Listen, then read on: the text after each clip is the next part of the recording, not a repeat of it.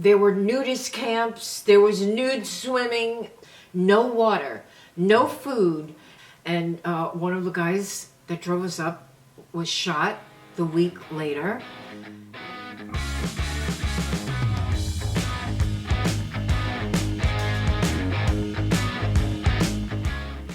My Woodstock 1969 true story. Here we go. Hey everybody, peace and love. Today I'm going to tell you about my Woodstock adventure. I'm going to show you all the pictures and I'm going to tell you what happened. It was a crazy, crazy ride. It was August of 1969 and my girlfriend Kathy and my girlfriend Ann and I headed to Woodstock. The people that were driving us were four friends of Ann volunteered to drive us up there. Well, we were driven right to the camping site.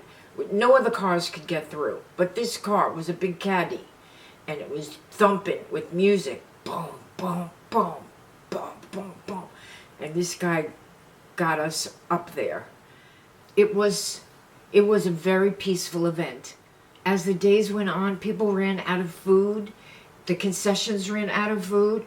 So the people in the town opened up their homes, set out tables outside, made sandwiches free for everybody who came by. So there was bologna sandwiches and peanut butter and jelly. And they fed everybody who came there. Of course, we went with Dunkin' Donuts and a hibachi, because we weren't campers. We had no idea. We went with a dozen Dunkin' Donuts. And I borrowed my brother's tent, which I never returned. And we got up there. Don't ask me how we thought we were going to eat or sleep or drink or go to the bathroom or anything, because we had no idea. I would never go camping for 5 days without food. We just ventured out. No, there was 4 guys in the car and the 3 of us. The driver did not stay. The driver left. The driver got shot when he got home. So I don't know what he was connected with, but he was connected with something. And that's what we found out after we got home. So we were with the 3 guys. We were with Vinny, Lenny, and Bob. And then my ex-husband showed up. I was separated from him, but he met me up there. So it was those 4 that we knew. We didn't know anybody else. We roamed around. We went down into the hills and the valleys. We saw Joan Baez. We saw the nudist camps. People were running around nude. There was nude swimming. We didn't do any of it. We were too prim and proper, maybe, too shy. We were what you call plastic hippies. Plastic hippies in those days were people like us that like to dress like a hippie, long earrings, long hair, headbands, fringes, bell bottoms, midriff tops, and we were considered plastic hippies because we did not live on a commune. So if you lived on a commune, you were a hippie. I'm glad I have pictures because I don't remember a lot of it. We didn't smoke or drink or anything. We would just stayed wide-eyed and bushy-tailed, looking and watching everything going on around us.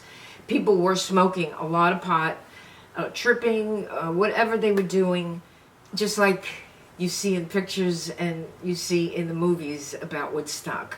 At one point, the National Guard had to come in with supplies and food for the festival. And I have a picture of that I'm going to show you. And also, my girlfriend Ann's father didn't know we were going. So he didn't know we were there. And her mother was watching the TV when the helicopters started to land. And she couldn't say anything. He was very strict. She wasn't. She was our go-to mama. Every time we were in trouble, we would go over there. If we cut out of school, we would hang out at her house. So she was one of those really fun moms. May she rest in peace now. And Anne also, may she rest in peace. Jimi Hendrix came on Sunday morning, blaring. Joan Baez was in the valleys, in the hills, in the deep valleys.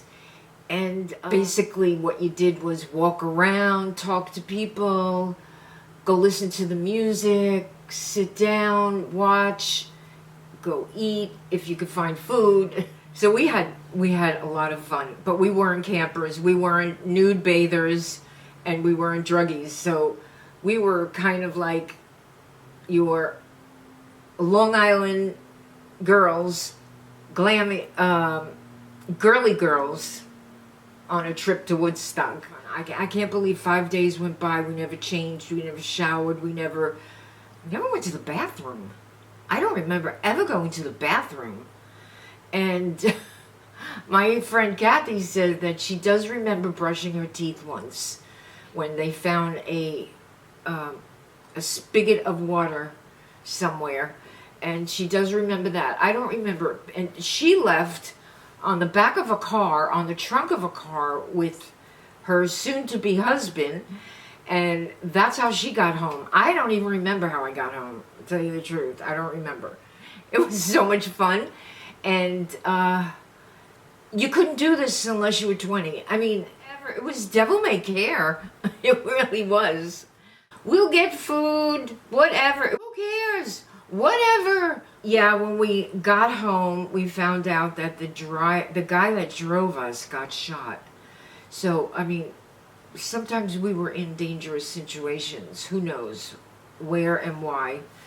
But 5 days. 5 days it was. We were filthy when we got home. We were dirty. I mean, we looked like campers, 5-day campers, for sure. No sunscreen, no hats. Oh, hats. I think we wore those floppy hats, those hippie hats. Yeah, we like to be like hippies, just dress like them. We like the hippie style. So this is what my girlfriend wrote, and she kind of summed it up perfectly. One of the best weekends. We were so naive. We had no idea what we were about to experience. No water, no food, no bathrooms. Can only be done when you're young. We got up to the stage and got photos. Lost our shoes in the mud, but wouldn't have changed a thing. Someone threw an apple to us, and people that were camped out nearby somehow got food and shared it with us. When I got home, after jumping in the back of someone's car to Monticello, then taking a bus to Penn Station, then to Long Island, my dad told me throw the clothes in the garbage and take the hottest shower I could handle. With all the news coverage, they thought we would come home with some sort of disease. Don't think of all this often, but couldn't let the 50th anniversary go by without acknowledging its photos and memories. So I'm going to show you some photos. I am in the pink t-shirt and the bell-bottom jeans. There's the helicopter flying in. There I am in my pink t-shirt and jeans, which I didn't change for 5 days. And here is my girlfriend Kathy and my girlfriend Anne.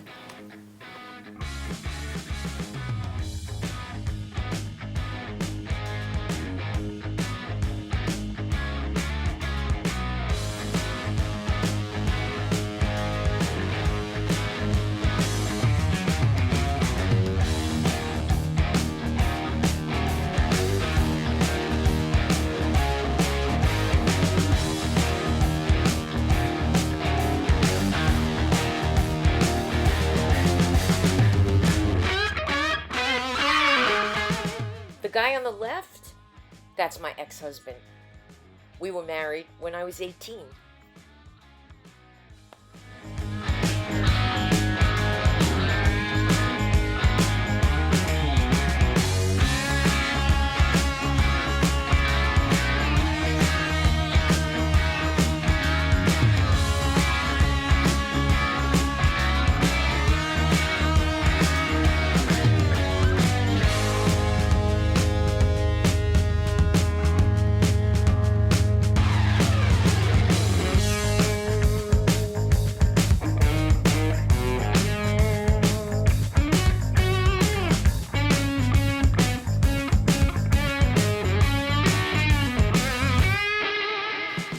There's something you can only do when you're 20.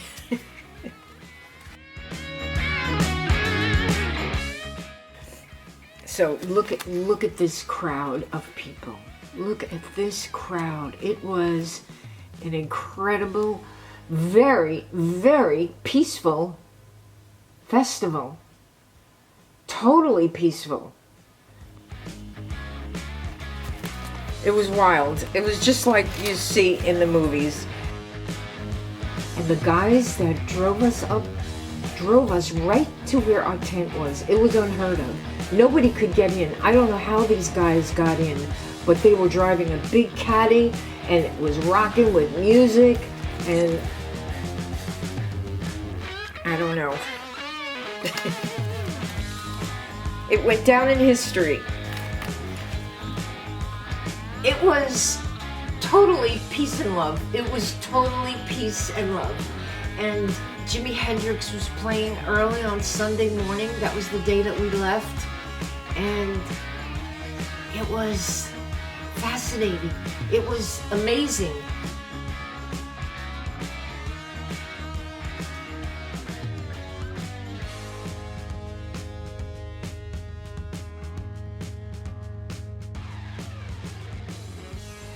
I can't believe I did it. I would never do it again. I would never do it at my age. You had to be 20 to do it. You couldn't do it if you were old, if you were older. I mean, it takes bravery and courage and devil-may-care attitude to do something like this. And we did it. We did it. When we got there, we just adapted to the whole thing. Just, you know, you roam around, you come back to your tent to see if your friends are there. You roam around, you come back, you roam around. Joan Baez playing. I found nudist camps. And then I remember when we walked over to the water, everyone was skinny dipping. And we looked at each other and went, no. We wouldn't do it. No, we wouldn't do it. But it was fun watching it. It was a once-in-a-lifetime experience. There was never another festival like that again, and there was no problem. That was quite an amazing thing to happen.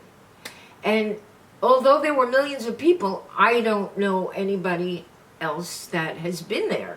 So if you've been to Woodstock, I want to know about it. Just let us all know. Let my viewers know, and just leave a comment down below.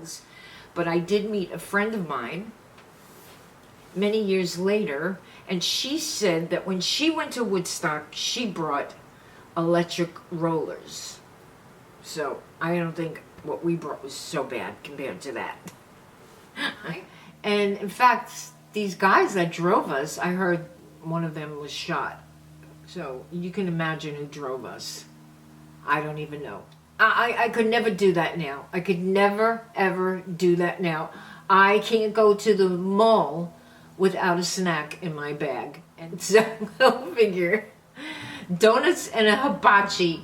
I wouldn't get in my car unless I had a snack with me. So, I don't know how we did it. We were just carefree. So, I hope you enjoyed it. If you went, please let us know down below. We'd all love to hear your stories. And I'll see you in my next video. Peace and love.